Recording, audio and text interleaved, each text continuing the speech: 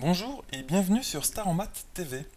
Aujourd'hui, dans cet exercice, on doit calculer la distance entre les points A de coordonnées 1, 0 et B de coordonnées 6, 3.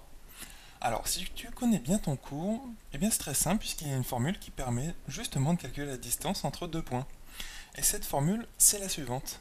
D comme distance, est égal à racine carrée de, alors, xa moins xb, le tout au carré, plus ya moins yb, le tout au carré. C'est pour ça que j'avais tracé une longue racine carrée, c'est pour pouvoir englober tout ça. Alors, peut-être que tu peux avoir peur parfois d'inverser les signes à l'intérieur, c'est-à-dire de mettre xb, moins xa, etc. Mais en fait, il n'y a aucun risque, puisque c'est à l'intérieur d'un carré. Donc, la distance, elle vaut aussi xb moins xa au carré, plus ici yb moins ya au carré.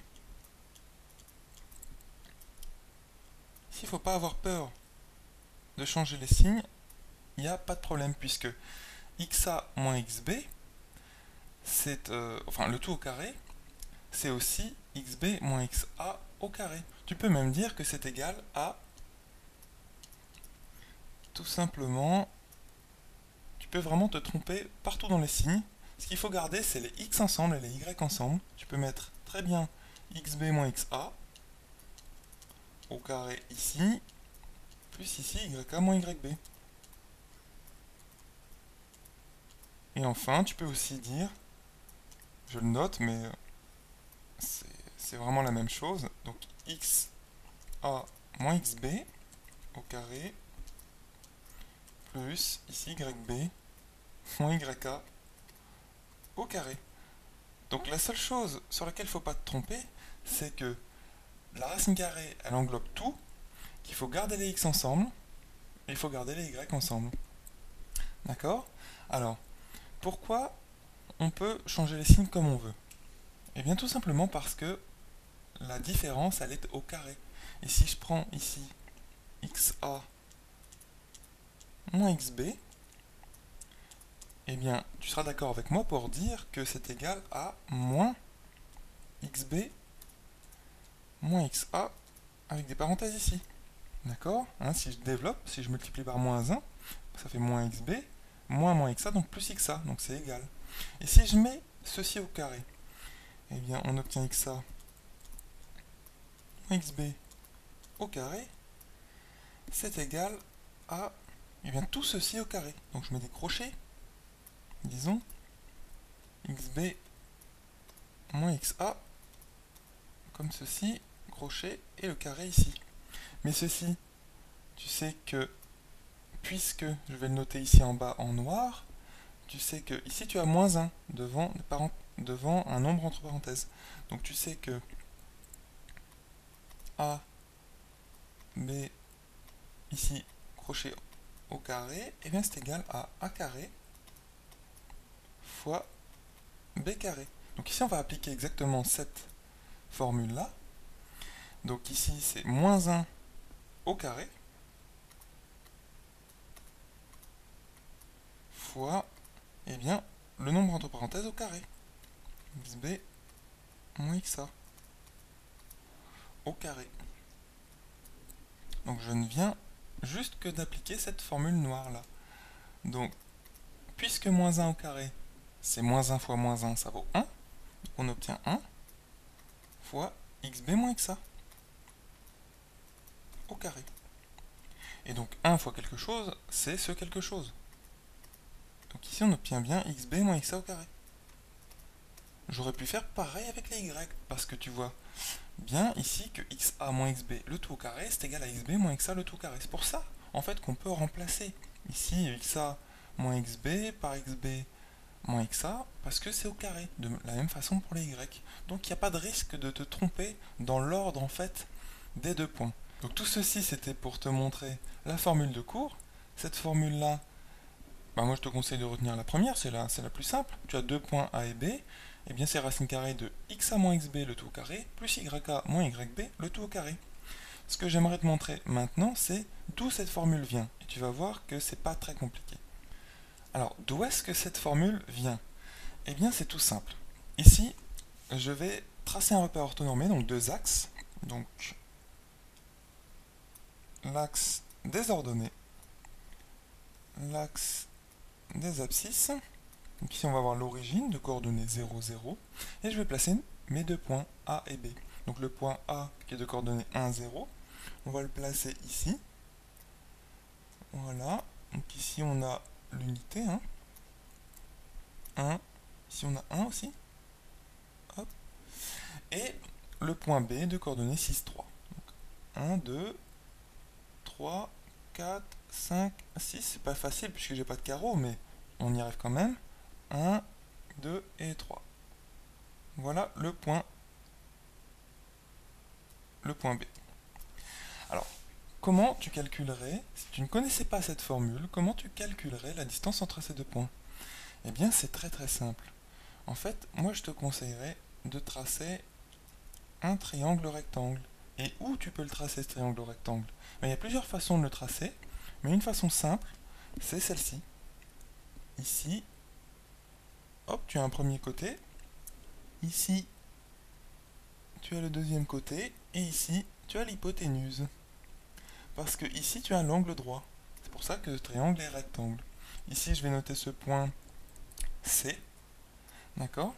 Maintenant, pourquoi je fais apparaître un triangle rectangle? Eh bien, puisque, comme au final, on veut calculer cette distance AB, qui est en fait l'hypoténuse de ce triangle rectangle, eh bien peut-être que ça te fait penser à un théorème que tu connais. Et ce théorème, bien sûr, c'est le théorème de Pythagore. Le théorème de Pythagore, qu'est-ce qu'il dit dans un triangle rectangle?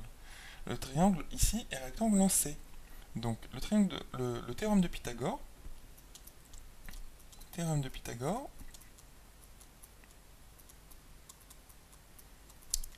eh bien, il te dit que AB au carré, qui est ici l'hypoténuse au carré, c'est égal à la somme de chacun des autres côtés au carré. Enfin, chacun des autres côtés, chaque côté au carré, pas la somme au carré. Donc AC au carré, voilà, plus BC au carré. Bon, c'est bien joli, tu me diras, mais nous, ce qu'on veut calculer, c'est AB. Alors, en fait, c'est très simple, puisque ici, tu as les coordonnées de chacun des points A et B, et donc tu vas connaître très très très facilement les distances AC et BC. Alors, comment? Alors, si je reviens à notre dessin, la distance AC, eh bien, puisque C, tu connais ses coordonnées, tu vois, j'ai projeté B orthogonalement sur l'axe des abscisses ici. Donc C, il a comme coordonnées eh bien, 6, 0. Puisque je te rappelle que le point B avait pour coordonnées 6, 3. De la même façon, le point A avait pour coordonnées 1, 0. Donc pourquoi C a ces coordonnées-là? Parce que C, il a conservé l'abscisse de B, mais il perd son ordonnée. En fait, son ordonnée, on l'a mise à 0, en fait. Donc, puisque tu as les coordonnées de C, bien très facilement, ici, tu as la distance BC. Et bien, c'est tout simplement, tu es descendu de 3, suivant l'axe des ordonnées. Donc, cette distance BC ici, c'est bien égal à YB moins YC.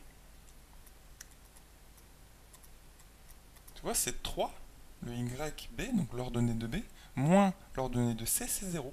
Donc c'est égal à 3. Et tu ferais le même genre de calcul pour la distance AC. Puisque tu as l'abscisse de A qui vaut 1, l'abscisse de C qui vaut 6. Donc ici, tu as XC moins XA. Mais XC, puisqu'on a dit que l'abscisse de C c'était la même que celle de B, mais c'est égal à XB moins XA. D'accord? Eh bien, c'est tout simplement égal à 6 moins 1. Donc, 6 moins 1, ce qui vaut 5. Voilà. Et donc, ça c'est la distance AC. Ainsi, tu peux calculer ici, d'après le théorème de Pythagore, AB au carré. AB au carré, ça revient à AC au carré. Donc AC, c'est XC moins XA. Cette distance-là, on a calculé, et elle vaut 5. Donc ça vaut 5 au carré. Plus BC au carré. BC, c'est cette distance-là. C'est YB moins YC. Et on l'a calculé, ça vaut 3. Donc 3 au carré. Et je calcule ceci. Donc on obtient 5 fois 5, ça fait 25. Plus 3 fois 3, 9. Et 25 plus 9, ça nous fait 34. Donc ça c'est AB au carré. Et donc, AB, c'est tout simplement la racine carrée de 34. Hein, ça c'est la conclusion, donc AB égale racine carrée de 34. Alors, parce que AB est une longueur, hein, donc AB est positive, et donc c'est pas moins racine carrée de 34, mais racine carrée de 34. Hein, puisque rappelle-toi, quand je vais ici le noter en bas, quand tu as x au carré égale, disons, A, donc A, un nombre positif, et bien x est égal à racine carrée de A, oui, mais x peut être égal aussi à moins racine carrée de A. Donc il ne faut jamais oublier cette deuxième solution-là. C'était juste un petit rappel. Ici, pourquoi AB ne peut pas être égal à moins racine carrée de 34? Parce que AB, c'est une longueur, c'est une distance, donc c'est forcément positif.